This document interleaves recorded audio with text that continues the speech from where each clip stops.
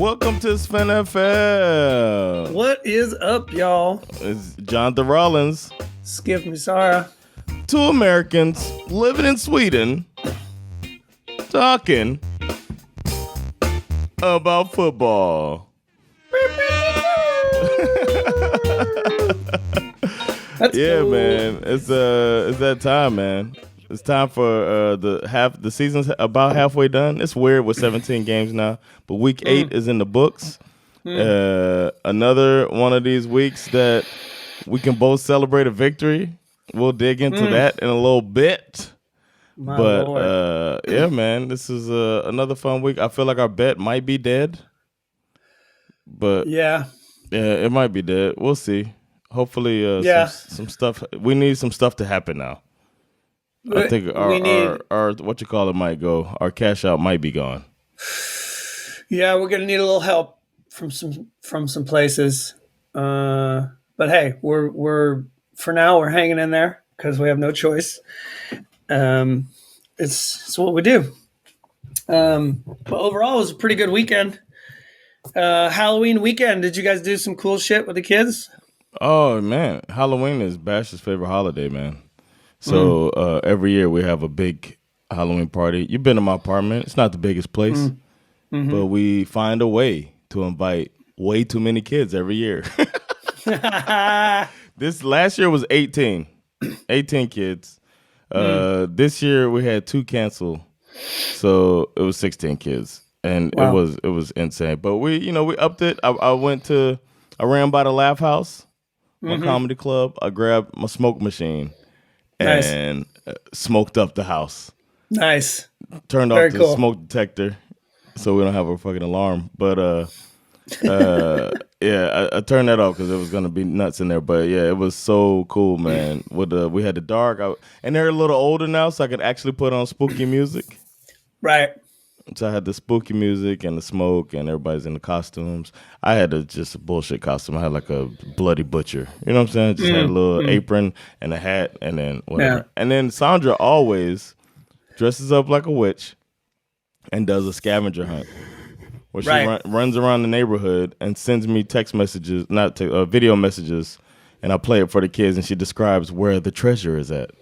Oh, that's fun. And then they like go to where, oh my gosh, you said the tunnel. And then they run to the tunnel. She's you missed me. Now you have to go to the playground. And then they run to the playground. All the kids run. We get them tired.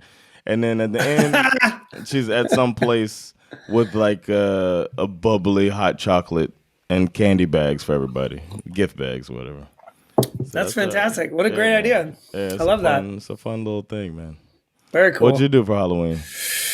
Well, obviously my kids are a little older. I didn't do that much. Isak is not. He does not dress up for Halloween. Saga got dressed up like a cowgirl. Okay. And cowgirl. Tell her, that's NFC. Yeah. Yeah. She didn't want to be a Falcon. Well, she's AFC. I was like, you could have been a Bengal, but. Anyway, she didn't want to be a Falcon. She dressed up. Yeah, she didn't want to be a Falcon. She dressed up like a cowgirl, and she bought this thing. She was like, "Oh, I bought a vodka pistolen." I was like, "I'm sorry, what?" She was like, "It's a water pistol, but you're supposed to put vodka in it." I was like, "Damn, bitch! Every water pistol you can put vodka in. Like, please tell me you didn't pay extra for it because they called it a vodka water pistol." Anyway, yeah, she looked great. Nice. We didn't do much. I mean, we went to a little party at some friend's house on Saturday, and then we got home so I could watch my Bulldogs beat up on the Florida Gators. It's a good start to always a good best day of the year. My Hurricanes squeaked out a victory, and they're going to play FSU next week. So that's a big one. Yeah, it should be fun. FSU. That one's always a good rivalry. If they win, it's gonna suck. Most of my friends went to FSU, and I'm a Miami fan, so they talk shit to me when. But it hasn't happened in a while. We be beating that ass every year, so we'll see. Yeah, but and then of course we're losing a lot, man. And that's what pisses me off. Exactly. And then Sunday, of course, all the games started a little earlier than usual. It was just me and Isak watching the game. Saga was, I don't know where she was. She did something. Oh, she went to the Hammarby game. Oh, It was Hammarby's last home game of the year, so she went to that, and then Joanna was working. So it was just me and Isak kind of huddled in, doing what dudes do, eating dinner in front of the TV, watching football. It was good. And then, strapping in for this nerve-wracking fucking roller coaster of the Falcons game, which we'll get to later. But. Yeah, I didn't get to watch the games live, man. I had a comedy show, so I had to avoid spoilers, stay off Twitter, and then get home and catch up on everything. But I was up until 2 a.m. watching your game, my game, some other games I found interesting. I wanted to see what these teams look like, and yeah, it was a nice late night of football for me. Nice. You ready to get into it? Skiff has almost officially come all the way back in Flip 'em Pick 'em, man. Skip is calling these upsets like a motherfucker. I had a 10-point lead last week, and now it's 69-66. I'm only just a little scratch ahead of you. Mm-hmm. And the one upset I was going for, almost happened. Cliff Kingsbury, man. One of my favorite ISO close-up shots in this game with the Cardinals was Cliff Kingsbury. He snapped at this female referee, and she immediately turned around and got in his face. Oh, and was like, "Bitch, please!" Whoa! And he immediately was just you could see him, he was like, "Okay." Wow. I don't know what he said to her, but whatever it was, she did not like it. Damn. Man, Cliff Kingsbury. So many things, man. But I guess we can start with the I'm going through our Flip 'em Pick 'em sheet here, and we got the Ravens Buccaneers game. Of course, was the first game, and we can hit the warning signals for the Bucs, man. They lost another game. The Ravens win. I would actually like to start. I know this sounds a little odd, but I would like to start by saying something to the New Orleans Saints fans. Oh, okay. Now, in the unlikely event that you are still listening to this podcast, Saints fans, as a Falcons fan, naturally, I rarely say nice things about your team. But there is this one thing that has the ability to bring us together. That one thing that can cause us to, high five, maybe even embrace.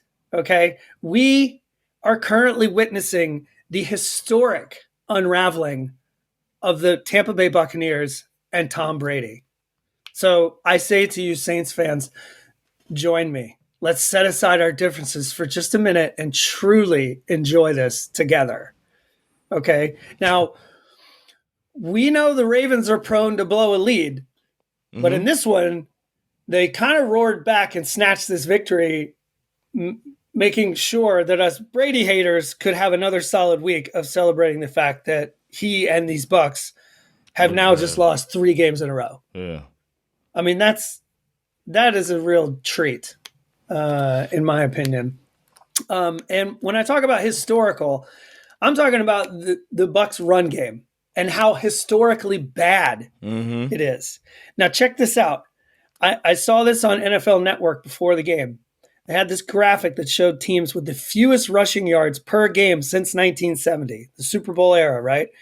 The 92 Colts averaged 68.9 rushing yards per game. The 2000 Browns had 67.8 rushing yards per game in 2000. And the Chargers also in 2000, 66.4 yards per game. These 2022 Buccaneers currently have 61.9 rushing yards per game, making them historically the worst rushing team in NFL history.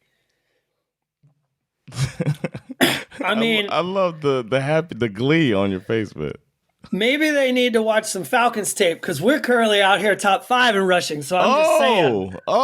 Shots fired. Saying. We need We running the NFC up in here, bitch. Oh, running the NFC.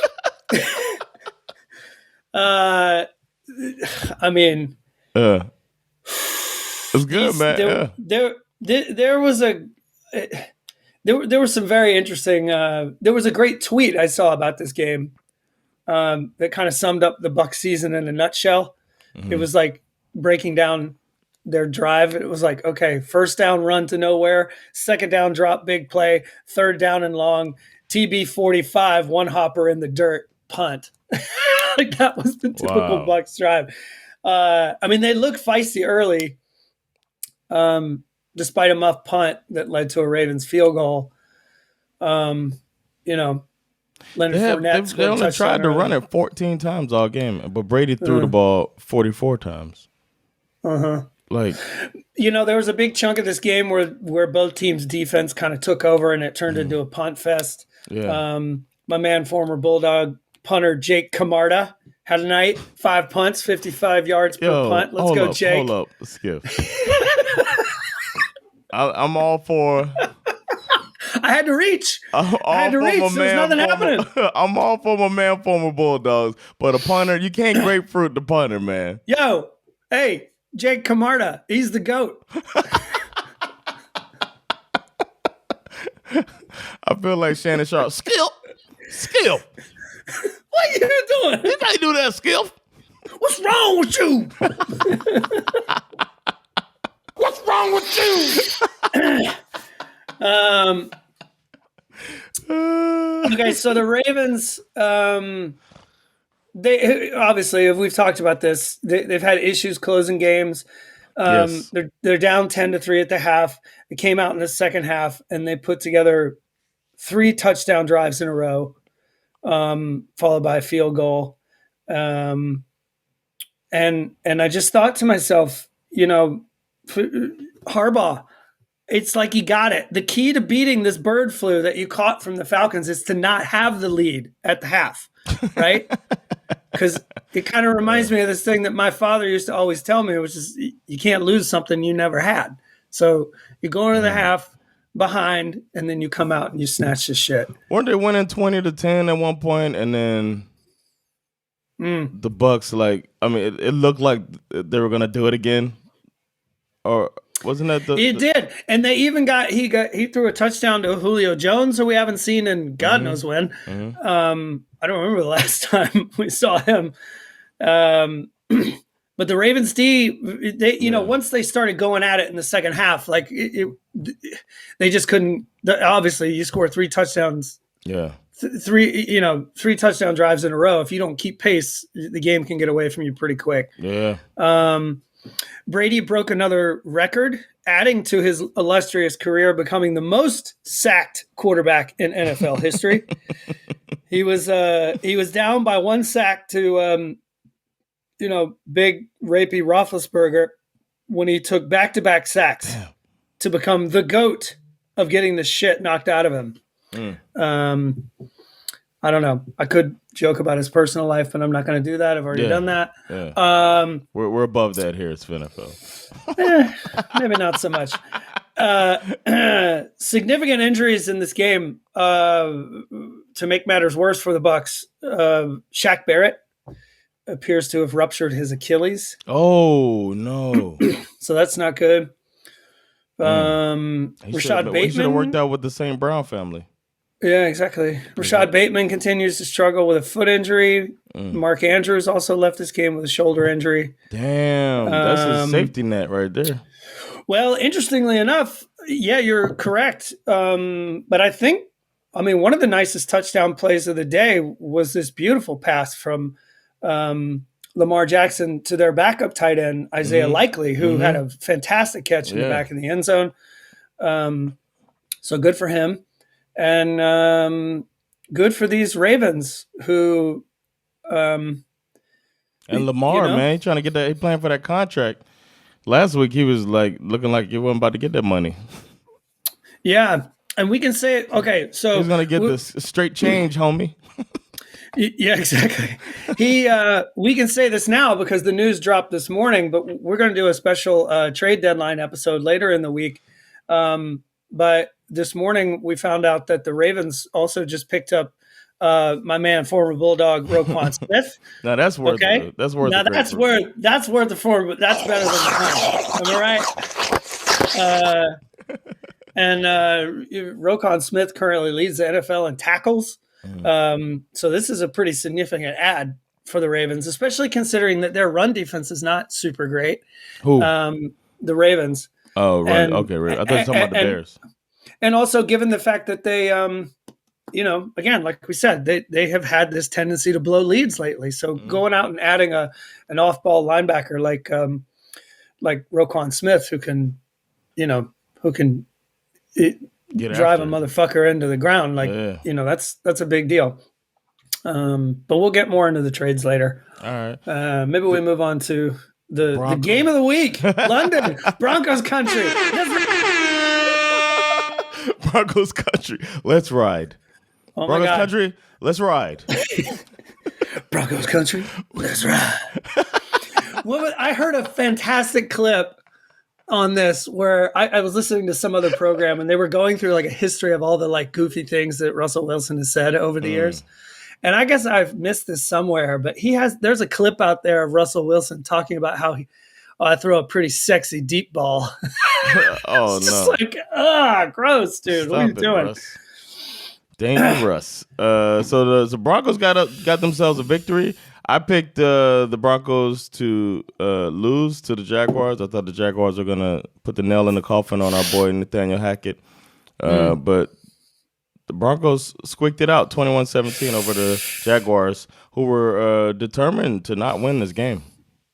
Oh, my God. To me, this one was T-Law versus Captain High Knees. Russell Wilson was out here claiming that he did 4 hours of high knees on an 8-hour flight to London while the rest of his teammates were asleep, which oddly enough was not actually the dumbest thing he said in this interview when he arrived in the UK. This dude who last year claimed that he had Wolverine blood, right? Suggesting he could come back from that finger injury quicker than your average human. Now he's claiming that due to his extensive travel experience, to go along with his Wolverine blood, he has also apparently developed a tolerance to jet lag. Makes sense. Which I was like, There's this no fucking known guy. knowns, and then there's known unknowns. But this is up there with the unknown knowns and the unknown unknowns. And you can tell, like when you watch the clip, you can tell that even he doesn't believe what's getting ready to come out of his mouth. Yeah.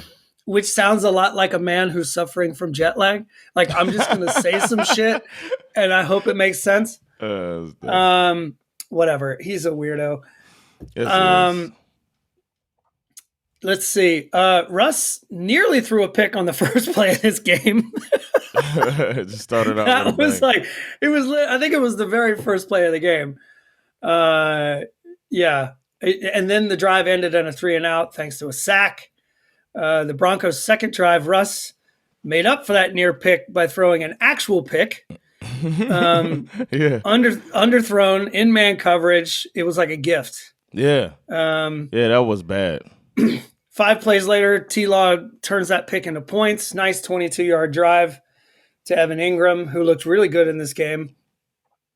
Broncos D had its moments.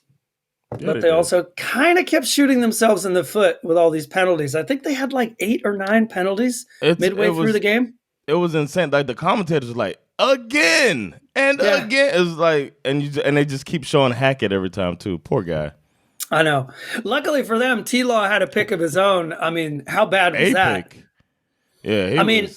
But the one that he threw in the end zone, to me, from the 10-yard, like you got 3 points. You got 3 points. And you can run. I have a working theory that I'm still kind of holding on to at the moment regarding this 2021 QB class. Ooh. And just it's basically that I think it might be the case that these guys are uncoachable. Because here they are in year 2. Like that. Tell me. We'll get to Zach Wilson later, but it's the same thing where you're trying to extend the play. Justin Fields.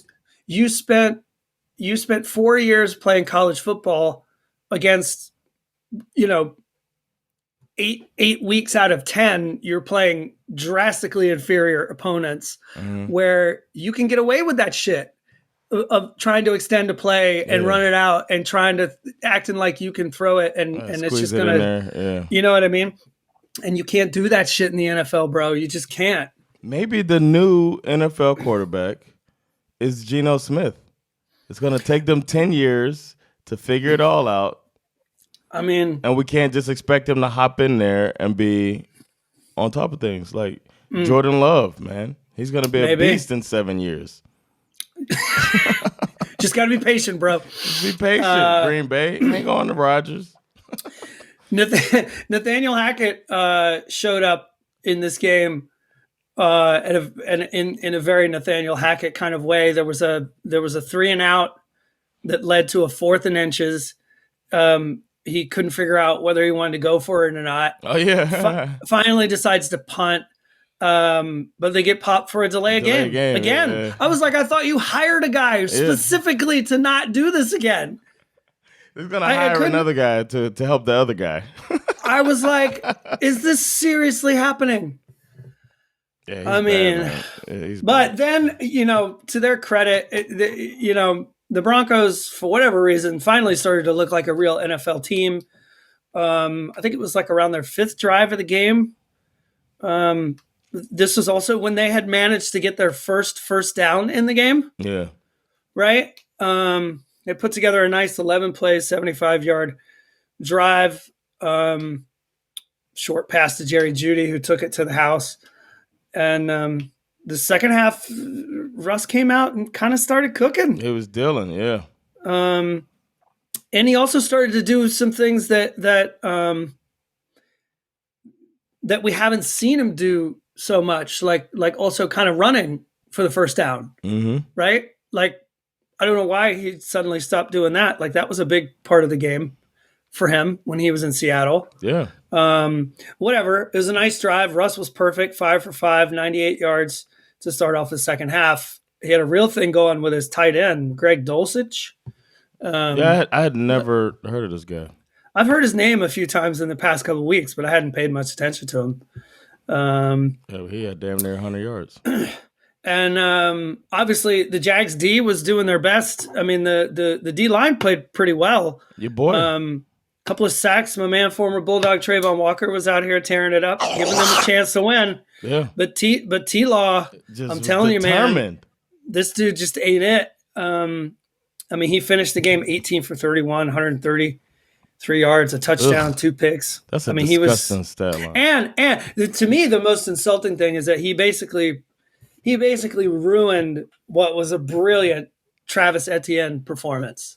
I mean, Travis Etienne, man, was balling the fuck out with 24 that run carries, on that toe tap, yards. the toe tap in the sidelines when he was leaning, and then he got his balance and turned it upfield. Wow, and he probably has the meanest spin move.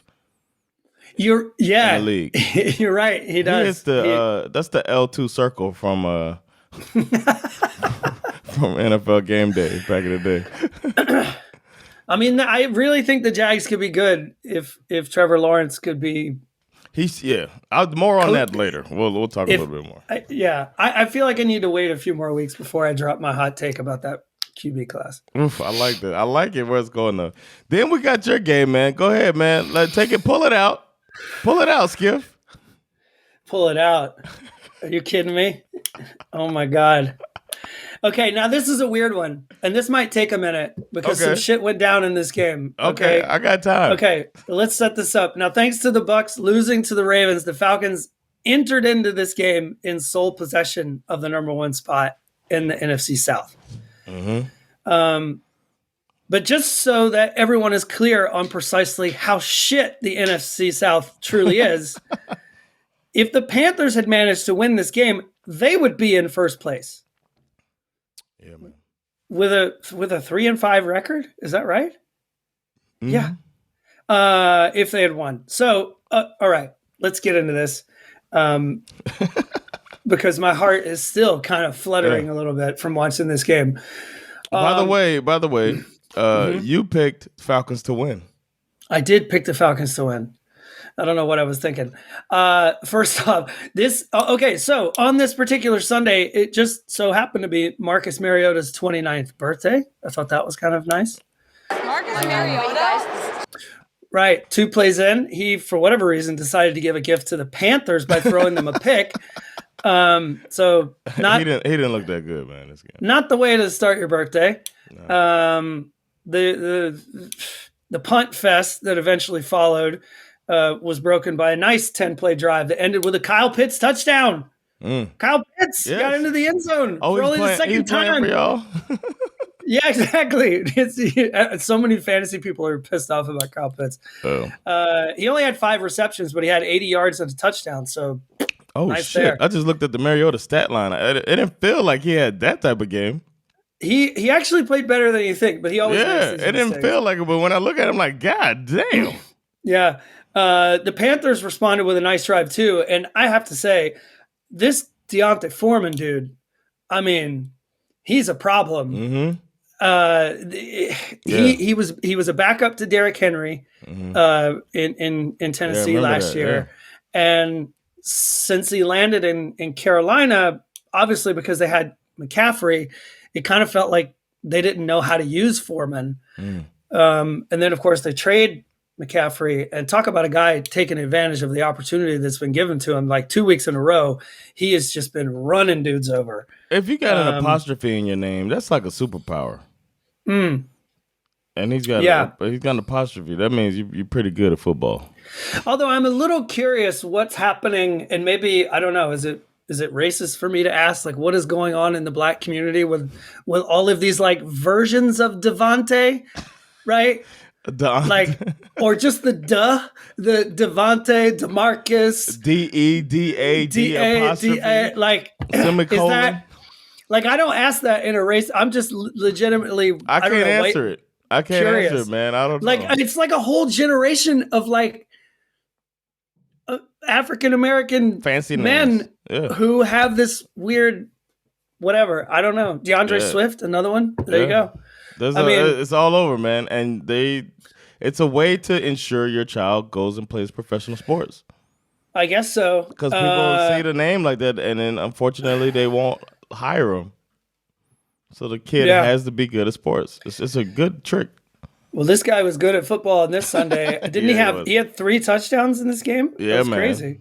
DJ Moore was also a problem. We'll get into that a little more in a second. Our secondary was banged up, and you could tell they were going at us. Do they win this game if Matt Rule is the coach? I mean, now do they win this game? Do they look as good as they did? Like, it feels like it's a better team without Matt Rule. Like they really got better.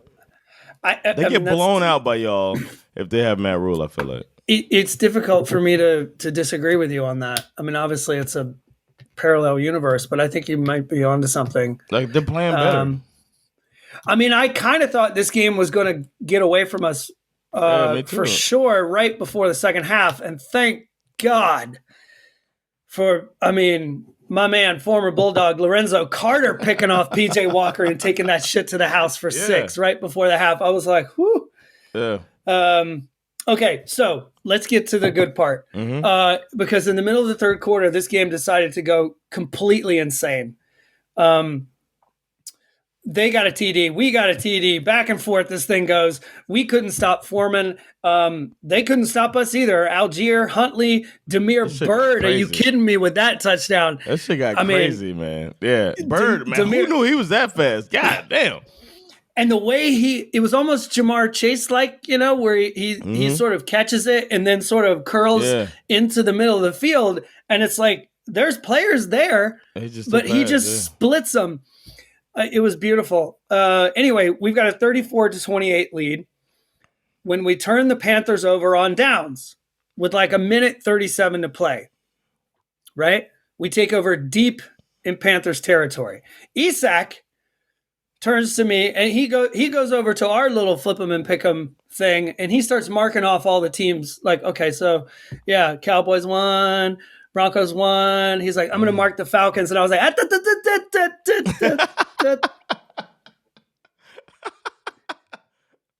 and he was like, what? What do you mean? Like, this is over. And I was like, have you learned nothing? Honestly. And then right after I said that is when the next gen stats, Falcons 77% win probability pops up on the screen. And I swear to God, I recoiled like I had been shot in the eye with an arrow. I was like, oh God, no. Oh no. So whatever, we get a field goal. We go up 34-28. We have a 6-point lead. There's only 36 seconds left on the clock, at which point Isak says, okay, now it's done, right? I mean, the Panthers have to go 75 yards in less than 36 seconds with no timeouts. Game's over. To which I said, just wait. Just wait a second. My child. I don't like to mark it before. Just wait. You're probably right, but let's just wait. 3 plays later, PJ Walker hits DJ Moore. I couldn't believe this. Who escapes double coverage for a 62-yard moonshot. Yeah. Dropped right in a bucket. In the bucket. Insane. In a bucket. Patrick Mahomes, I saw this later. Patrick Mahomes tweeted, best throw of the season. No question. Yeah. Like, this was a Hail Mary, and it wasn't like a Hail Mary where it was just like, oh, it's up and people tip, like in a fucking bucket. This was a proper throw. We were absolutely heartbroken. Isak and I fell back into the sofa. It's 34-34, 12 seconds left on the clock. Another Falcons choke job. Wait. He took his helmet off. Exactly. And we see the flag, like a flag has been thrown. I wasn't entirely sure what it was. I knew what it was. My first hope was that it was, because it was PJ Walker extended the play. I was hoping for holding. I was like, illegal man downfield or something. Yeah. Please tell me this is holding and this fucking touchdown doesn't count. But it turns out DJ Moore, a lot of people are arguing that they should get rid of this rule. He takes his helmet off. He gets popped for excessive celebration. Arthur Smith smartly elects to have the 15-yard penalty applied to the point after, right? So it turns it into a 48-yard extra point try. Panthers kicker Eddie Pinheiro comes out. Shout out to the league for moving the original kick from the 2 to the 15. Yeah. That's one of the best things they've done in the last Very smart. years. It's made it more exciting. Yeah. And thank God for that, because Eddie Pinheiro comes out and hooks this thing wide left. Isak and I flew off of the couch. I mean, and we're like headed to overtime. Let's go. Suddenly you've got hope again. Yeah. Falcons win the coin toss. The excitement was short-lived as Mariota dropped back to pass on his own 27-yard line, throwing his own Hail Mary. I have no idea why. Trying to hit Demir Bird for like an 80-yard shot. The ball gets picked off on the Carolina 26-yard line. Just right into, that was so bad. And even worse, like we didn't have anyone in the vicinity, so this guy basically ran it back 50 or 60 yards all the way to the Falcons' 20-yard line. They are immediately in field goal range. Yeah. I'm like, ball game over. Yeah, I thought it was over right? too, man.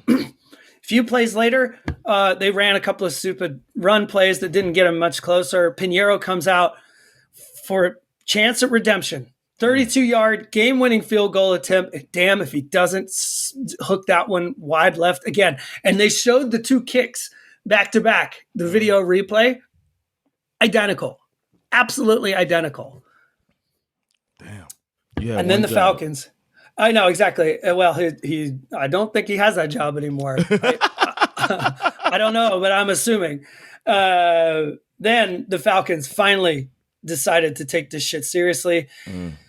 I mean, how often do you lose a game this many times and still get a chance to win, right? Not often. Huntley, Zacchaeus, Algier, Marcus Mariota, especially with his legs, just said, fuck this. Yes. I'm gonna go win this by myself. Yeah, that's true. Yeah, he was running around like he was on fire. He got a huge chunk play, and also again, shout out to Arthur Smith. It's 3rd and 9.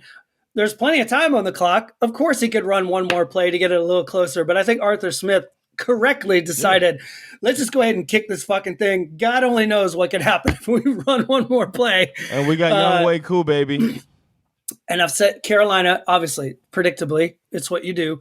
They tried to ice Younghoe Koo with a timeout, but I've said it many times on this podcast before. You cannot ice, baby. This man has got ice in his veins.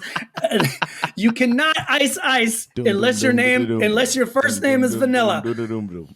Right? 41 yards. Koo splits the sticks. The Falcons crushed the next gen stats curse for a 37-34 overtime victory, and one hell of a birthday present for Marcus Mariota. Yes.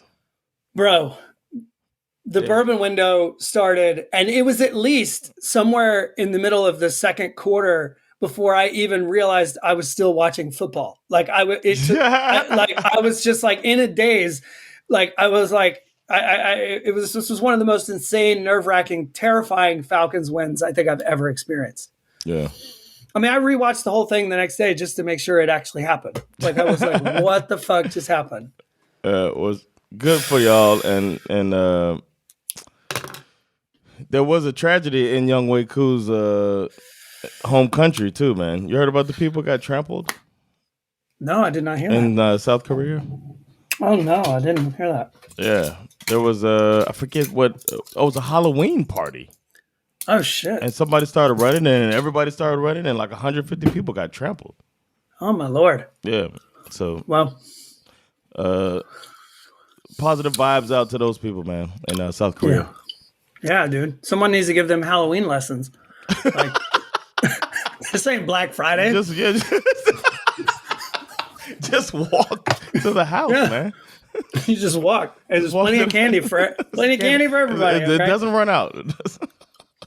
The next game is the Bears versus the Cowboys. I picked the Cowboys to win, and boy, was I right. They came out looking like they're ready for the playoffs, man. The first two drives, Dak was out here wheeling and dealing. The Pollard starting, which is what we've been screaming for all season, because Zeke was hurt, and he just came out. They just came out doing it, man. So Cowboys looking like they're for real. There's so many interesting things about this game. First of all, this game was pretty close until the third quarter. Yeah. The Bears, say what you will, but the Bears, they do appear to be getting better. Yeah. It's almost like lately. They're on a plan.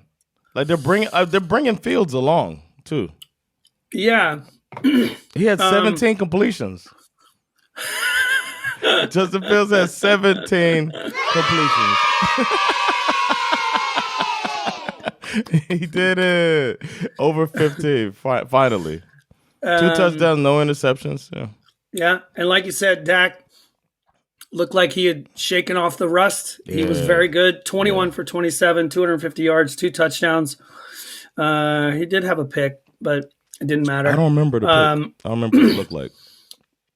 And no Zeke was no fucking problem for Tony Pollard. Bro. I mean, this dude, 14 carries for 131 yards, 3 touchdowns. One of many NFL football players with 3 touchdowns in a single game this week. It was a crazy week. Definitely. Yeah. CeeDee Lamb looked good. Mm-hmm.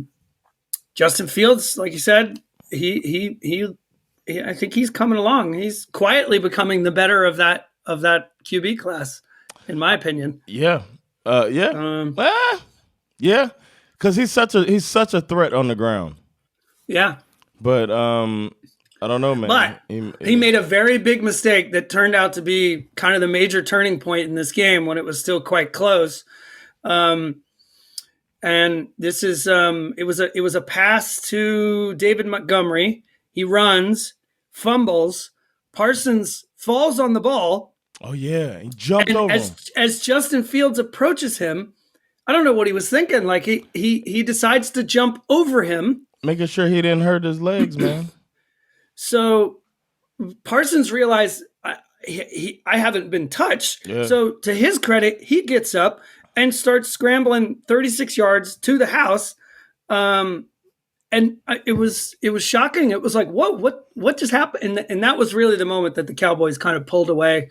Yeah. And that was also the moment when Micah Parsons secured his Defensive Player of the Year status. That will be, and that clip will be the first highlight that they show. Yeah, he's gonna win easily. That. He's so good, man.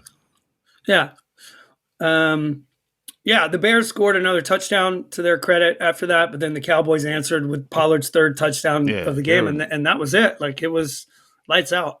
But Bears, this isn't one for them to hang their head on. It's just a better team came out there and beat you like they should. I'm really curious what's going to happen to them now. They basically traded away two of their best defensive players, so I don't know what to expect from them for the rest of the season. Yeah, I mean, but they're 3-5. They were, they're playing better than anybody thought. Honestly, even at 3-5. Well, also, I think you're right. The good news for Bears fans is that they do appear to have, like, it's starting to look like they actually have a plan for Justin Fields. Yeah. You know what I mean? So regardless of what happens for the rest of the season, I would feel pretty optimistic about that. Yeah, that's it, Eberflus might be the guy. Or Eberflus. How you say his name? I don't know. Eberflus. My bad. Oh, yeah. So much confidence. Eberflus. What's this next game? Let's give it up. No, I hit the wrong button. Miami Dolphins, baby. This was a scary one, man. The Lions came off of that bye week, firing on all cylinders. Dolphins defense looks like shit. They really need Byron Jones back, and it's obvious. Well, there was no Xavier Howard in this one. He was suffering from an injury listed as groin/personal. He was in the game, man. He played. Oh, did he? Yeah, he played. But they listed him as questionable. You just want to bring that shit up. Groin/personal. Yes. Which is, for those of you who don't know, is code for an incurable form of herpes that he gave to some shorty that is now suing him for transferring said herpes to her groin/personal. Just so you know. Yep. That's what that means. Man, you can't be raw dogging the fans, man. Whew. X out here dishing out the H. Let's go. He's like, man, 1-5 have it, man. What you want? She was hot. And now she hotter. She was hot, and now she burning. Oh, God. Speaking of hot, Tua Tagovailoa was out here wheeling and motherfucking dealing. Anybody who was doubting Tua, this season should let you know the dude is for real.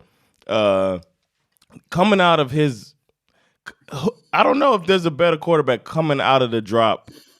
He's just smooth, man.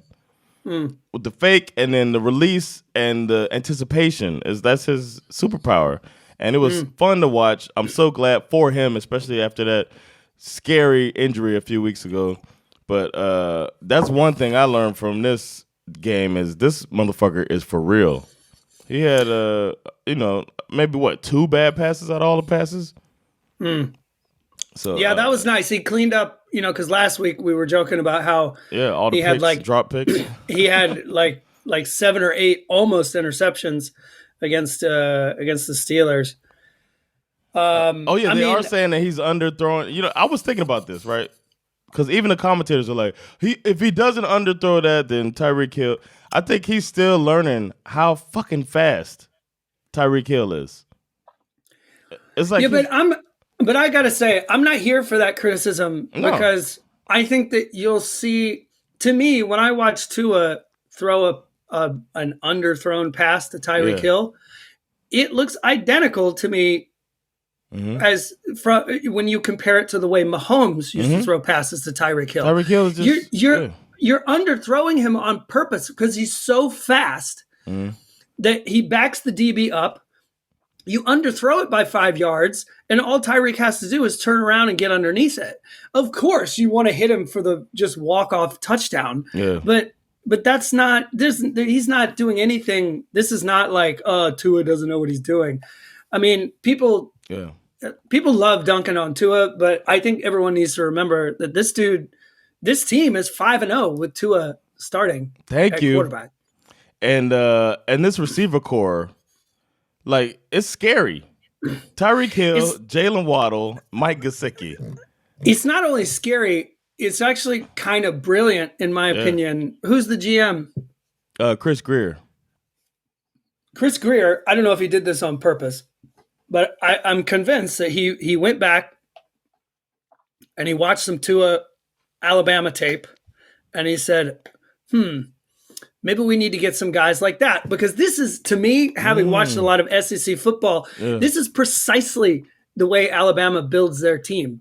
Okay. They get a good quarterback who can move in the pocket, and they get these electric receivers who can basically just fly all over the field. They've always got one who can just rip it through the slot or through the middle, and they've got the other guy who can take the top off the defense. And that's exactly what the Dolphins went out and did. They got two receivers that are basically Alabama-style receivers to go with their Alabama-style quarterback, and now they're just absolutely shredding the entire NFL with it. I mean, how many yards did they account for together? Waddle and Tyreek? 290. Wasn't it almost 300? Yeah, 290 something, 294. I mean, if you probably add their like total yards from scrimmage, they have like over 300 yards between the two of them. Yeah. Yeah, it's crazy, man. And then it's like, it's so fast that it happens. Like, he does a 3-step drop, and all of a sudden, they're 25 yards down the field and that's wide insane. Open. And so, yeah. But I mean, and it is the Lions. Of course, it's the Lions, but I was just watching the way he was navigating the whole thing, and it seemed like he was in sync, and that offense is scary. And once the defense picked it up in the second half, Detroit didn't even score in the second half. Miami just finished them off. I would also like to point out that Jonathan Rollins is right again. He predicted that at some point Dan Campbell was going to have to start firing some of these coordinators. Oh, did he? We found out this morning the Lions fired their defensive back coach, Aubrey Pleasant. Okay. After getting torched by Tua and the Dolphins. Yeah. So yeah, he's fired his first coordinator. Yeah, it's about to get. It's gonna get, that seat's gonna get hot, man. Yeah, I feel bad. I really like Dan Campbell, but he might have to fire like a full-on coordinator. The Dolphins are a lot of fun to watch right now. I have to say, it's fun, especially as a fan. As you said, 5-0 with Tua. No telling what it'll be with if he didn't get his eggs scrambled. And one of those, like, you can sit here and count the victories all you want and be like, yeah, but they beat the Bills, y'all. They beat the Bills. Okay. Yep. I mean, It's not like they're all chump wins. You know what I mean? They beat the Bills. So then we got the Cardinals and the Vikings. I thought it was going to be an upset, but why would I put faith in Cliff Kingsbury? Well, the better question is, why would you not believe in Kirk Cousins? Good question, man. I don't know. I mean, Cliff came out there, and I was like, I was rooting for you. We were all rooting for you. How dare you? I love it. The Vikings kind of did that thing where they look good early and then they go to sleep for a while. Yeah. That seems to be a trend for them. How they've managed to win this many games playing like that, I have no idea. Bro, they're 6-1. I really don't know. They might actually be the most fake 6-1 team out there, if you think about it. I mean, because the way that they disappear in the second and the third quarter is kind of shocking. Yeah. Luckily, they woke up when they needed to, because this one nearly got away from them. Both quarterbacks were out there slinging it. Kyler, statistically out threw Cousins by 100 yards, but he also threw 2 picks. Sometimes I wonder about that dude, man. I feel like he's not studying. You got to do your homework, Kyler. No, and we saw the rarest of sightings in this game. A Kirk Cousins rushing touchdown.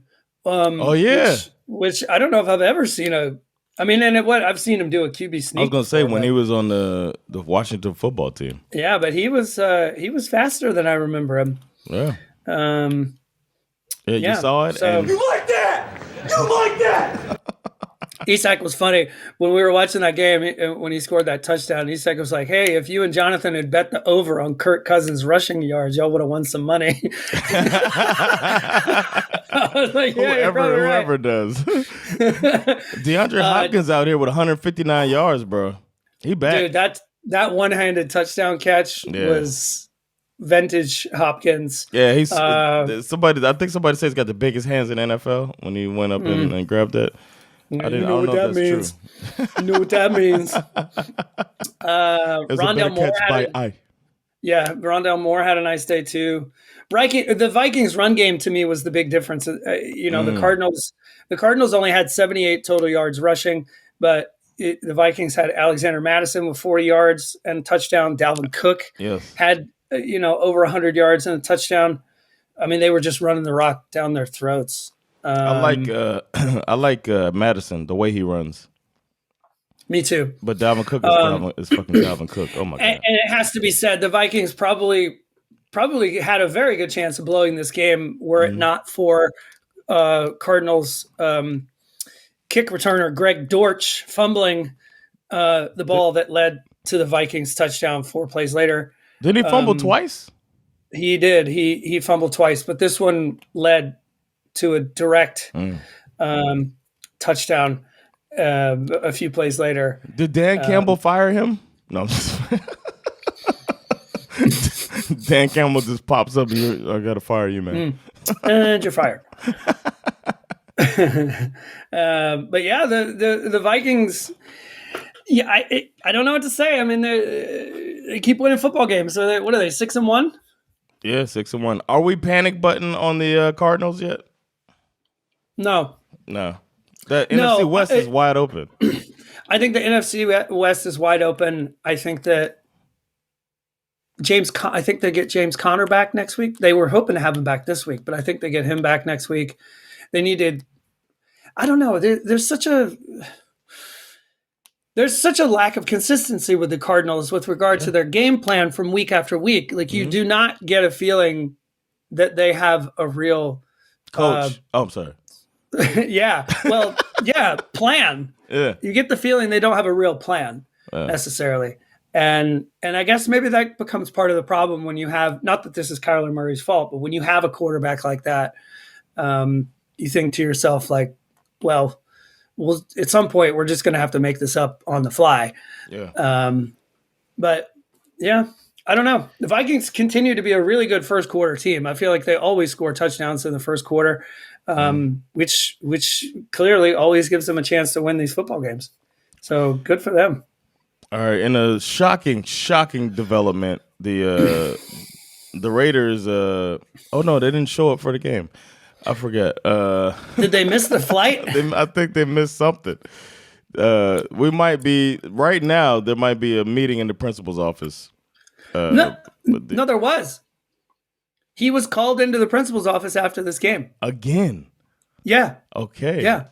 Man. So you picked the Raiders to beat the Saints.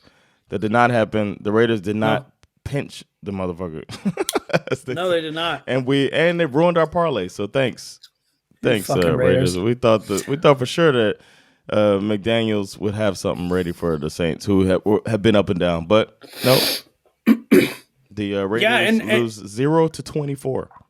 Unbelievable. I mean, what else are you supposed to say about this game other than like, welcome to the Alvin Kamara show? 18 carries. He only had 62 yards rushing and a rushing touchdown, but he also had 9 catches for 96 yards and 2 touchdowns. Again, another guy with 3 fucking touchdowns. And I think it was his first touchdown of the year in this game. Oh, wow. And, I mean, I know this feels weird to say, but you kind of have to say it. Andy Dalton was good. Yeah, I was going to say that, yeah. 22 for 30, 229 yards, 2 touchdowns, no picks, so clean. No real trick shit. Taysom Hill only tried to run it once. You know what I mean? Mm-hmm, and that got stuffed. Mm-hmm. So it's like, I mean, certainly more than you could say about Derek Carr. I mean, coming off a bye week, 15 and 26, 101 yards, 0 touchdowns, a pick. They had the bye week 2 weeks ago, right? Oh, was that? Yeah. Oh, that's right, because they were quite good last week. They won off the bye week. Yeah. Josh Jacobs, who's been dominant lately. Yeah. Which was what we thought. We thought Jacobs was going to come out and dominate, but the Saints defense dominated, so kudos to them. Mm-hmm. Devonta Adams, 5 targets, 1 catch, 3 yards. Are you kidding me? He had the flu, though. Yeah, well. He's not like Mike. Right. So, I mean, the Raiders never even crossed midfield until the 2-minute warning. damn.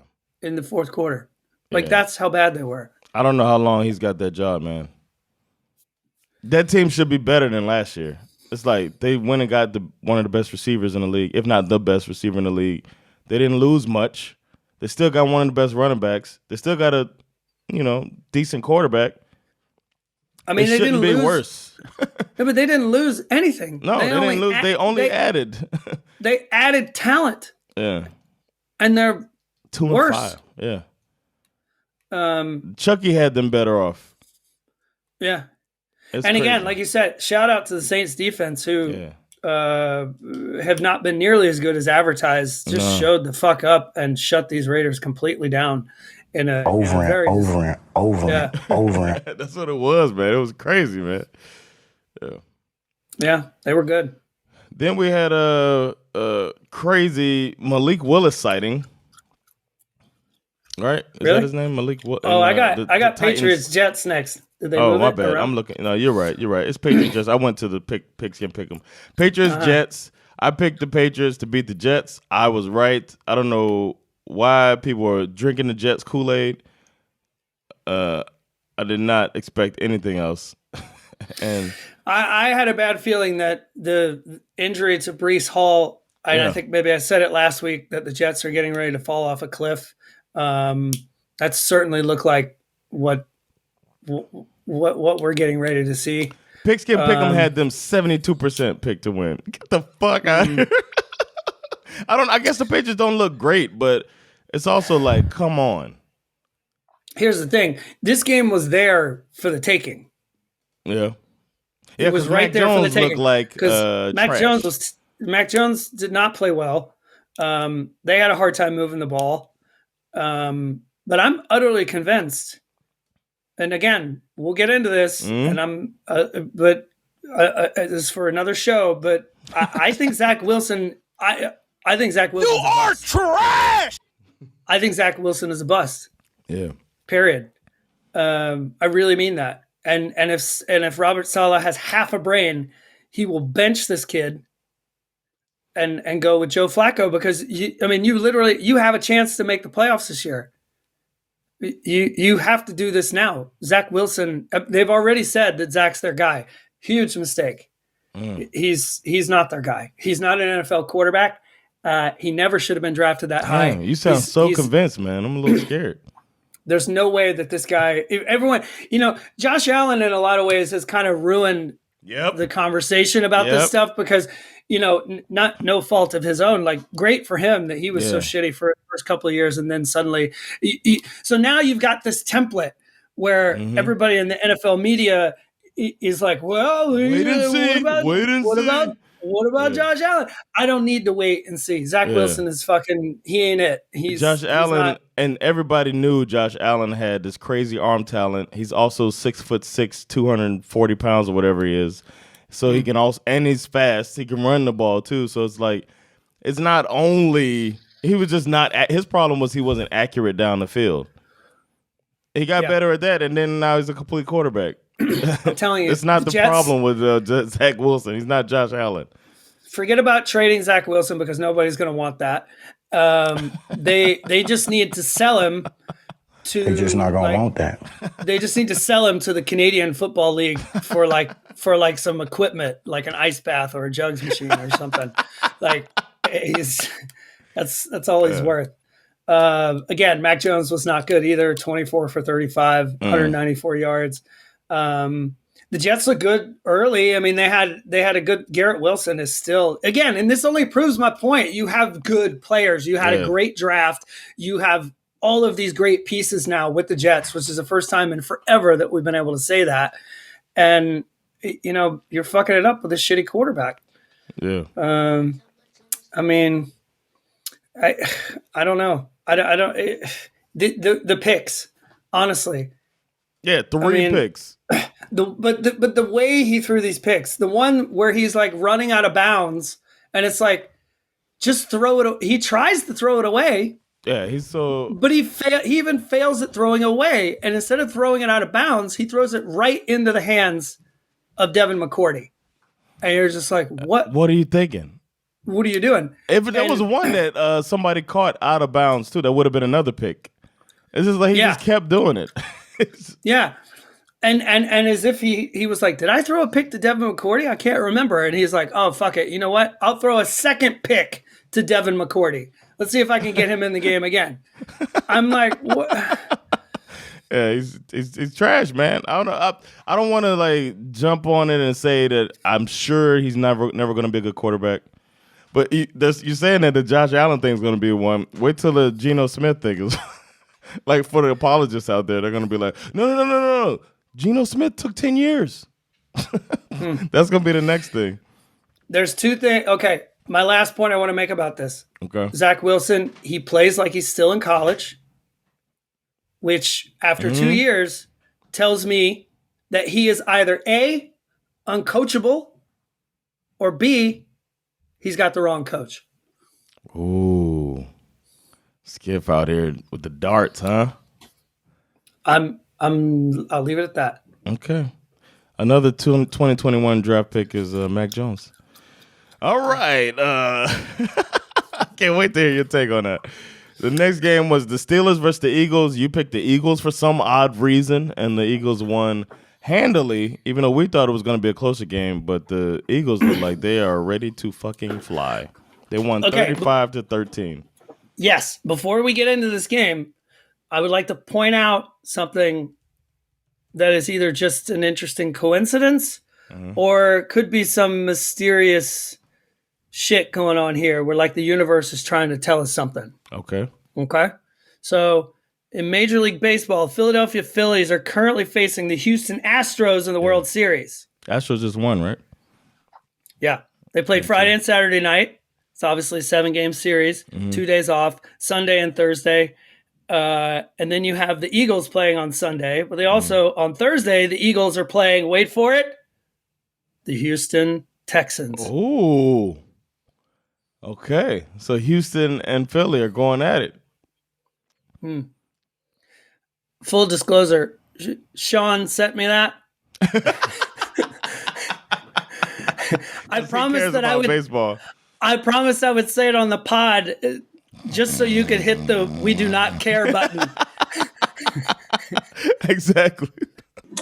We do not care. So there, I did it. He texted me that. He was like, "I'm sending this to you because Jonathan won't care." I did not. And I was like, "I don't care either, but I'm going to say it just because I want to see what happens." I don't have a snore button. Yeah.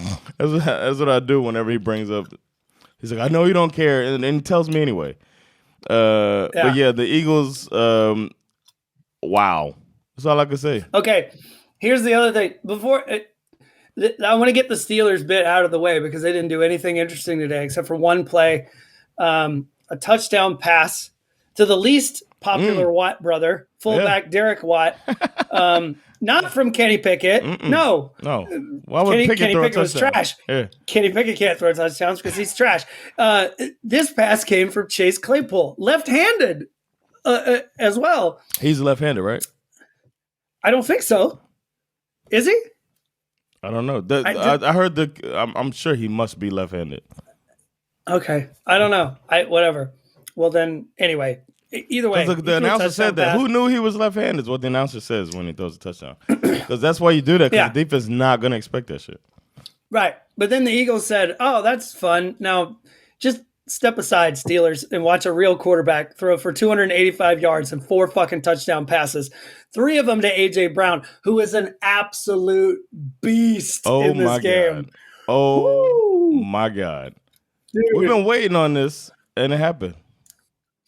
And every one of these catches was at least in double coverage, sometimes triple coverage. With the best safety in the league on him, Minka Fitzpatrick. He was absolutely unstoppable. Yeah. He had some great celebrations as well. Mm-hmm. One got him a penalty. Yeah, he had the one where he puts the hand down like, oh, y'all's too short. Yeah, and then he had the one where he started pointing at everybody. Like, that's on you and you. That's on both of y'all. Which, when you catch 3 touchdown passes, I'm like, yeah, you get to do that. Yeah, like, I think that should be a rule. Yeah. If you catch your 3rd touchdown pass in the game, you get to taunt. Whatever celebration you want. That's how you should tweak the taunting rule. You catch 3 touchdowns in one game. But interestingly enough, not only are they not going to tweak that rule, you catch 3 touchdown passes and you get to taunt however you want. Yesterday morning, news breaks that after catching 3 touchdown passes, A.J. Brown gets called in by the league for a random drug test. Oh. And he tweeted it out. He was like, yo, Roger, what the fuck? That's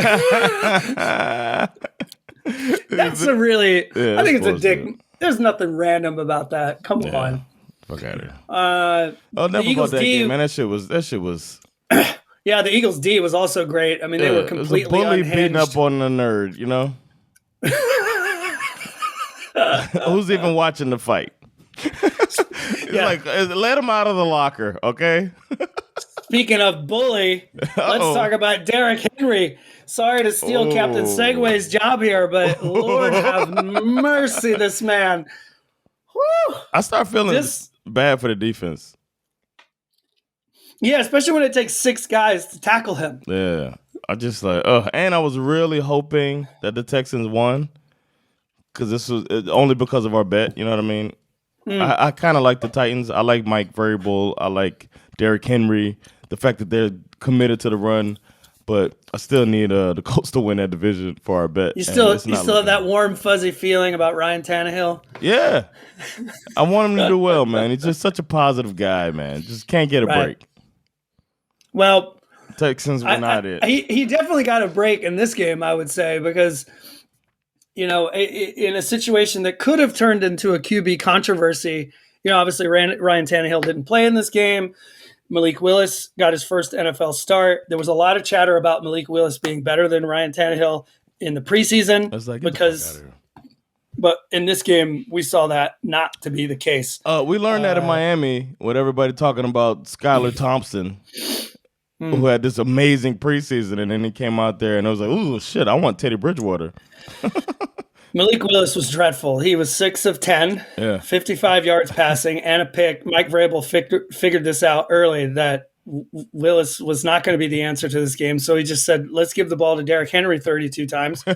And he proceeded to stiff arm and gash his way through the entire Houston Texans football team. God. 219 total yards. God damn. And 2 touchdowns. I mean, they're gonna need to pump the brakes on that though, man. This is what they did last time. Well, this is what I meant by like I feel like this is the only part of our bet that I still feel like I have some logical hope about, because I mean, you can see right away that if something happens to Derrick Henry, this team goes off a cliff completely. Yeah. Texans D is starting to play a lot better. They held rookie sensation Dameon Pierce to only 35 yards in this game, so that was good. Yeah. Titans D, that's what I meant to say. Thank you. This one kind of felt like it was going to be a shit bowl, but King Henry kind of gave us something to look at, you know, which was essentially a grown ass man looking like he was playing against a high school football team. He became the first NFL player in history to rush for at least 150 yards in 4 consecutive games against the same opponent. Wow. The Texans, of course. What else? He tied Titans running back Eddie George for most consecutive games with at least 2 rushing touchdowns. Wow. And his 75th career touchdown also passed Eddie George for Titans franchise record. Damn. So shout out to Derrick Henry. Yeah, Eddie George was on the cover of that Madden back in the day. He's a bad man. Well, you mentioned shit bowl, so we got to talk about this Washington Colts game. There's a lot of bad football from what I watch. Have you ever gone to like a house party and a fight breaks out between 2 people who don't know how to fight? Yes. This is what this game felt like to me. Yeah, man. I watched a little bit of it and then I was like, I'm sorry, I'm done. This was supposed to be the Carson Wentz revenge game. Yeah. Obviously he was blamed for how bad the Colts were last year. You picked this upset. This was also supposed to be the Colts kind of going, we were right about Carson Wentz being shit. So we went out and got a real quarterback in Matt Ryan. Yep. Obviously, he's been benched. So all of those narratives were kind of out the window, and we got Taylor Heineke versus Sam Ellinger. I mean, both quarterbacks. Yeah, exactly. Both quarterbacks were extremely underwhelming. Yeah. Sam Ellinger, as we were told going into this game, I think they were saying that he was a man made for this type of moment. If that's true, I think Frank Wright better put that dude back in the oven because this shit ain't done yet. I mean, honestly, I mean he got a little better as the game went on, and yeah, he's certainly more mobile than Matt Ryan. But I'm more mobile than Matt Ryan. Okay, they got Jonathan Taylor. Like the offense looked more balanced. I'm not gonna. Yeah, I did notice that. I felt like the Colts looked more balanced than they have this year. Neither team looked like they wanted to win this game, but then it kind of started to develop late. The hero emerged, and I thought this was pretty fascinating. Hometown Indianapolis boy, Scary Terry McLaurin. Grew up in Indianapolis, grew up a Colts fan, won some big high school games and college games in that stadium, Lucas Oil Stadium. Coincidentally, it's the same stadium where my Bulldogs won the national championship last year, but it has nothing to do with this game in particular. So I don't even know why you brought that up, Jonathan. We do not care. It's ridiculous. I'm not the one who, you want to talk. You want to talk about the Bulldogs winning in Lucas Oil Stadium? That's fine with me. I can do that. But honestly, let's focus on Scary Terry because he had 6 receptions for 113 yards. Wow! And though he did not have a touchdown catch, he had an amazing, super heavily contested 35-yard reception that won the game. Where he landed at the 1-yard line. Yeah. 41 seconds left. Heineke QB sneaked it in for the 17-16 lead, and that was basically the ball game. Man, I couldn't believe it. He was hyped. I was really. They were telling this whole story about his whole, his background in Indianapolis and how much that stadium means to him, they kept cutting the shots of him on the sidelines, and you could see Terry McLaurin was pumped, man. Like it was just a good day. It was a good day for him. I felt happy for Terry McLaurin. We do not care. Whatever. Okay, fine. Fuck Terry McLaurin. All right, then we got a devastating loss for our bet. The 49ers beat the Rams. I even picked them to win it and flip and pick them. The 49ers just have their number during the season. It's funny. It's kind of where I wanted to start because I don't know when I'm going to learn that this Kyle Shanahan dominance over Sean McVay is real. Every time it rolls around, I never buy it. Yeah. And I think it has something to do with I got issues with Shanahan. Yeah, I know you do. Days. And so I just don't want it to be real, but I'm wrong. It's real. They just can't beat them. It started out looking pretty good for the Rams. They had back-to-back touchdown drives. They had them up 14-10 at the half. Yeah. They look feisty. But, I think it has to be said, this 49ers defense, which has been struggling with injuries and not playing so great over the last couple of weeks, man, were they good in this game. Yeah, man. They were fantastic. But I don't know. I mean, what else are you supposed to say other than Christian McCaffrey, honestly? Bruh, he changed it for them. They lose that game without him, I think. The spark they got from him, the energy, and he even threw a touchdown pass, right? Obviously he did not do much in his first game as a 49er, but he made up for that by doing something that very few players have ever done. Oh, yeah. In NFL history. He had a rushing touchdown, a receiving touchdown, and he also threw a touchdown pass. Only 11 dudes have ever done this. Who's the guy you highlighted last week? Charlie Trippy. Yeah. Exactly. Yeah. It was a Charlie Trippy type game, man. It was a Charlie Trippy throwback game. And, of course, I always love to dunk on Jimmy G, but has to be said, he was nearly perfect in this game. 21 for 25, 235 yards, 2 touchdowns, no picks. The Rams' run game continues to be their one of their biggest problems. Yeah. Only 56 total rushing yards. Man, what is wrong, man? The 49ers D kept Cooper Kupp out of the end zone, which is good. I mean, the Rams defense. Cooper Kupp had a touchdown. Oh yeah. In the back of the end zone, I remember. He did have a touchdown, but he only had 79 yards receiving, which is and the Rams D looked pretty good early, right? Aaron Donald looked good. Some other players who I won't mention who are former Bulldogs. I won't mention that because I feel like I've overshot my Bulldog quota for the day. For the year. Anyway, it's Leonard Floyd, my man, former Bulldog. He got his first sack of the year in that game too. 2 sacks actually in this game. He got his first. They were talking about that. Not that anyone's counting. No. 49ers D dominated the second half. The Rams basically punted their way through the second half. Hurts. I think they only had. I read they only had 4 first downs in the second half. Hurts, man. What the hell? Like Shanahan's not. His thing is not adjustments, and it's like he made adjustments. I don't know. It's crazy. He's his team. He's known as his offensive coach, but steadily keeping good defenses on his teams. Right? Under Saleh, it was one of the top defenses. You think Saleh's gone, they're going to drop off? No, they still keep a good defense. Well, the Rams are one of these teams that everyone is pretty much pegging their main problem as being their offensive line. They can't keep Stafford clean, and they can't run the ball because their offensive line is just not what it was last year. So I don't know, man. They might be... But you can't even hit the panic button because they're still in the race for the division. It's somehow. True. I don't know. Then we got the leaders of that division, the Seahawks, out here just shocking the world. The people try to write them off. They wrote me off. I ain't right back though. But they, you know what I mean? It's. I love Geno.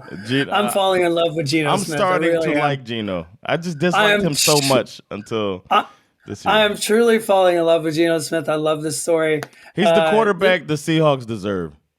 Yeah. Seahawks fans deserve. This is the only game of the week where you had 2 teams facing each other with a winning record.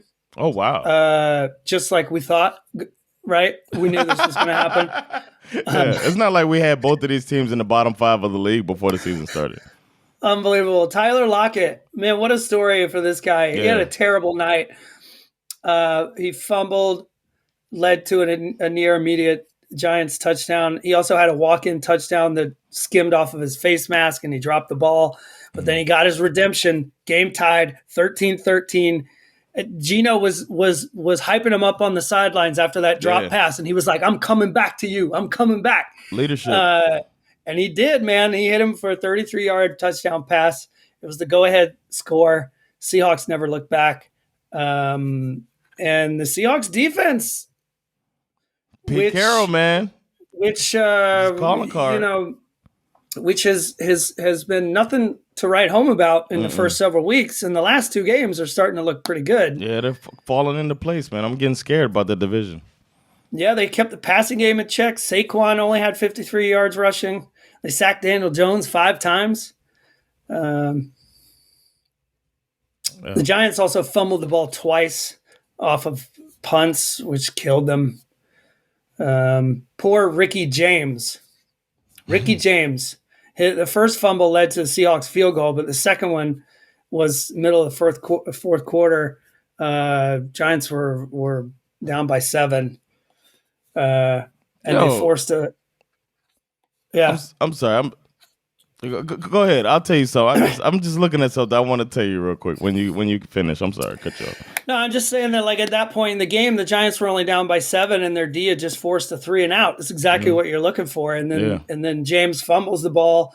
2 plays later, the Seahawks are up by 2 scores. And not only, to make matters worse, this poor kid, Ricky James, 2 punt fumbles, and then he has to leave the game with a concussion. Terrible night for him. Damn. Yeah. I was looking at this Seahawks victories. Yeah. The teams they've beaten are the Broncos, the That's right. Lions in the shootout, the Cardinals, the Chargers, and the Giants. So it's like they're beating teams they're supposed to beat. You know what I mean? Well, I don't know if they're not beating teams that I would have expected them to Not beat before the based season. on We didn't expect them because we thought they're losing Russell Wilson, Right. and it's obviously that has been addition by subtraction for real. Sure. But when you look at it, they're not. I want to see them like next week. They play the Cardinals. That should be another victory. Then they play the Bucks. Like we're gonna learn a lot about the Seahawks in the next 4 or 5 weeks, but it looks like they might have an easy schedule. You know what else I heard? What I heard yesterday, and this is pretty fascinating. In the post-game interview with Tyler Lockett, they were asking him about. I wanted this to come up, and he said something. I'm paraphrasing. He said, "Yeah, it's a lot easier or a lot more fun when we're winning games when we don't have to have a conversation with who deserves all the credit." Yeah, somebody trying to get the credit, and they're talking about Russ. Yeah, which is all. That was like a full shot. Yeah. All that smoke. Now, okay, the last thing I want to say about this game. Okay. Jerome Boger and his crew officiated this game. I didn't even realize it. And yes, to what should be a surprise to no one, he blew another major call in this one that has to be addressed. Okay. Pete Carroll gets a 15-yard penalty for bumping into the referee while celebrating a pivotal late-game Geno Smith first down, right? The penalty sounds dumb. It is what it is. Whatever, you got to call it. However, on the call, with the mic on, Jerome Boger called the penalty not against the Seattle Seahawks. No.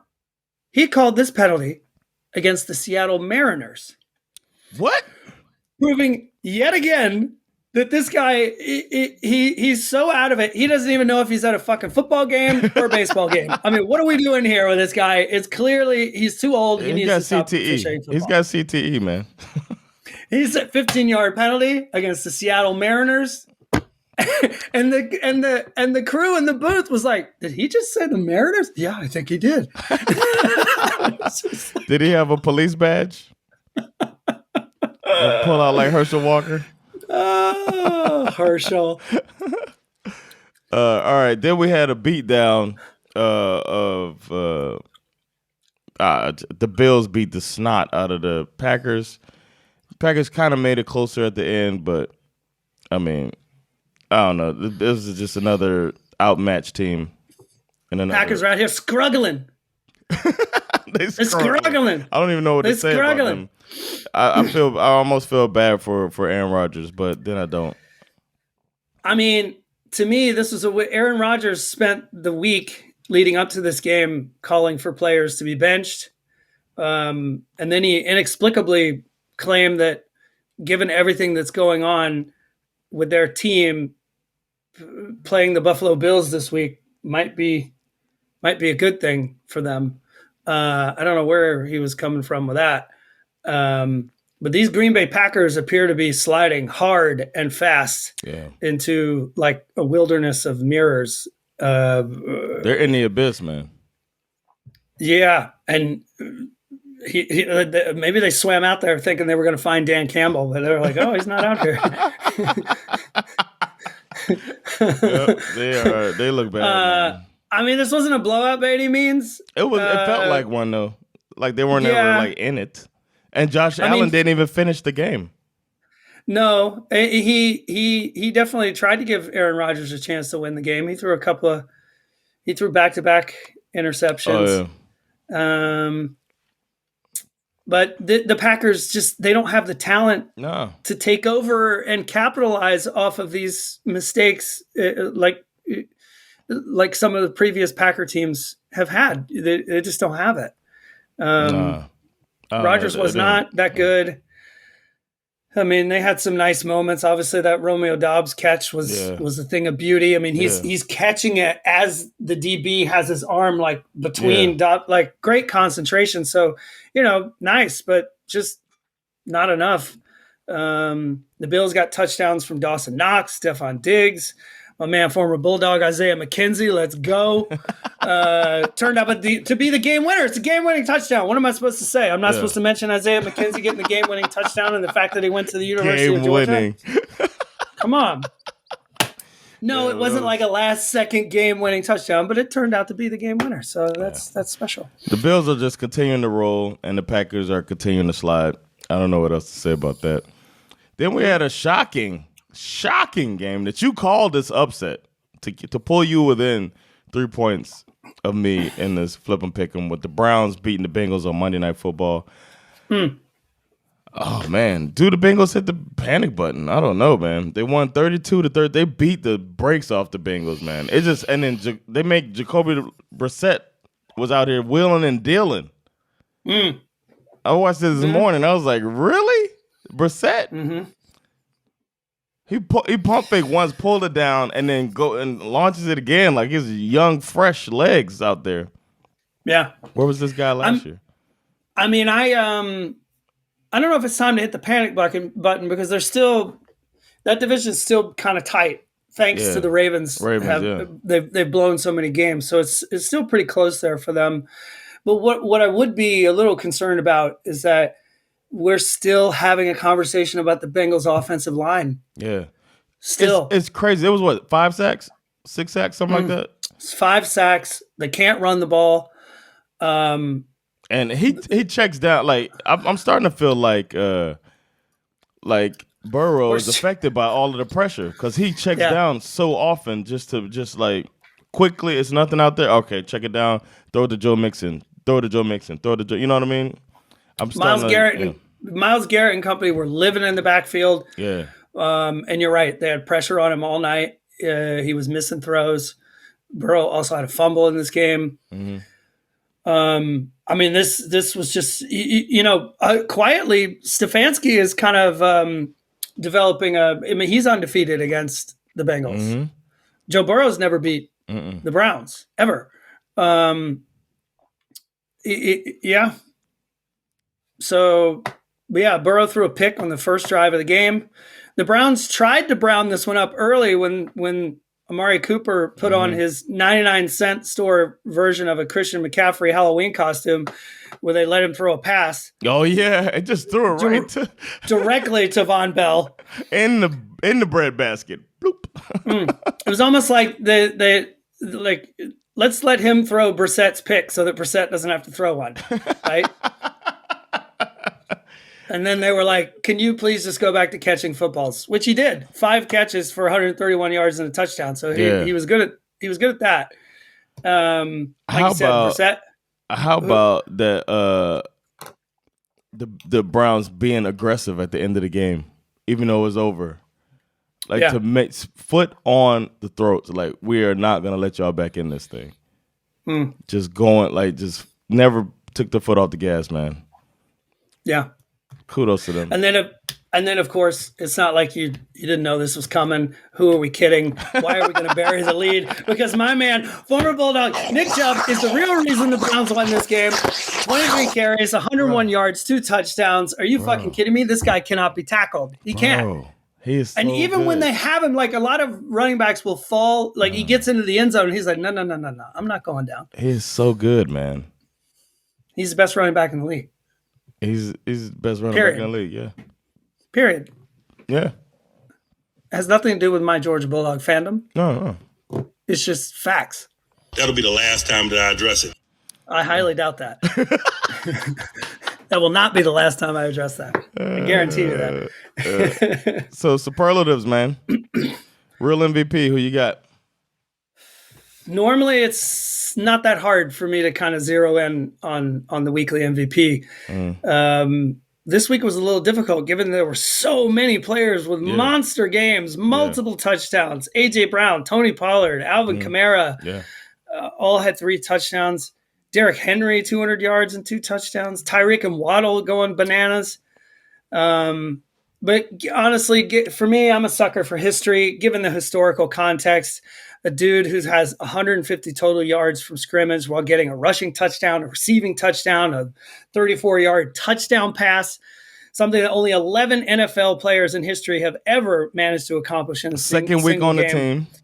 Yep, second week on the team. The rarest of hat tricks. As you mentioned, we just talked about Charlie Trippy last week and how different the game was back then. But in the modern era, only 2 other guys have done this in the Super Bowl era. LaDainian Tomlinson and Sweetness, the late, great Walter Payton. Yeah. I mean, honestly, that's special. So for me, week 8, 2022, You the real MVP. Christian McCaffrey. Christian McCaffrey is the real MVP. You the real MVP. My finger got stuck on. You were like the guy at the Oscars who turns the music on. Can you please wrap this up? No, I don't know. We know where you're headed. Go. Just say it. Mine is A.J. Brown, man. I like it. He was traded for in the offseason to a team that had a bunch of uncertainty. He had a great season last year, and we were waiting for a breakout game this season. Well, we got it. A.J. Brown came out guns a-blazing yesterday with 3 touchdown catches, 2 of them on double coverage with Minkah Fitzpatrick involved, who I think is the best safety in the NFL. He almost had a 4 touchdown if it weren't for a shoestring tackle. So the league had better be on notice, man. Congrats on your big day, A.J. Brown. 6 catches for 156 yards and 3 touchdowns. A.J. Brown. You the real MVP. And Monday morning, we need you to report for drug tests. Unbelievable. Yeah. Trash of the week. Should I go first? Sure. All right. My trash of the week is not going to be why can't I find the button? There it is. My trash of the week, Raiders. There's no reason for the Raiders to look like they looked on Sunday. They faced a Saints team that's had their ups and downs this season, and somehow they look like the way inferior team. Defense looked bad. Offense looked worse. We've been distracted in that division by the hapless coaching of Nathaniel Hackett. But maybe we need to start looking at the coach that's already reportedly been taken to the principal's office before. And I find out today he's been taken to the principal's office again. This team couldn't muster so much as a field goal on Sunday. Derek Carr looked lost and alone with Devontae Adams dealing with the flu. Maybe they can turn things around next week. Who knows? But this week, hey, Raiders. You are trash! We're on the same page. As always, right? Raiders are my trash. I mean, they put up a donut against the Saints. I mean, did you not see the game script? That the Saints' entire plan was like just feed it to Kamara over and over and over and over and over and over. Over and over and over. I know. And this is a Saints team that's averaging like they're giving up an average of 30 points a game so far. And you score nothing. And the fact that you can't even cross midfield until the 2-minute warning in the fourth quarter. I mean, that's like, there's no worse performance of the week than the Raiders. The Raiders are fucking trash right now. You are trash! Shit got learned. What you got, man? Okay. Well, besides learning that an Atlanta Falcons game will likely at some point in my life be the literal death of me. I learned that I feel like I owe Pete Carroll, Geno Smith, and all Seahawks fans a sincere apology. Ooh. Yeah. Geno Smith is, as crazy as this sounds, he's a top 10 quarterback in every stat you could possibly measure. Yep. He has 107 passer rating. He leads the league with a 72.7 completion percentage. Their rookie class is balling the fuck out, led by Kenneth Walker III. But you also got, DBs like Tariq Woolen, Kobe Bryant. This edge rusher, Boye Mage, is fucking killing people. The defense was obviously suspect in the beginning of the season, starting to become part of why they're winning football games all of a sudden.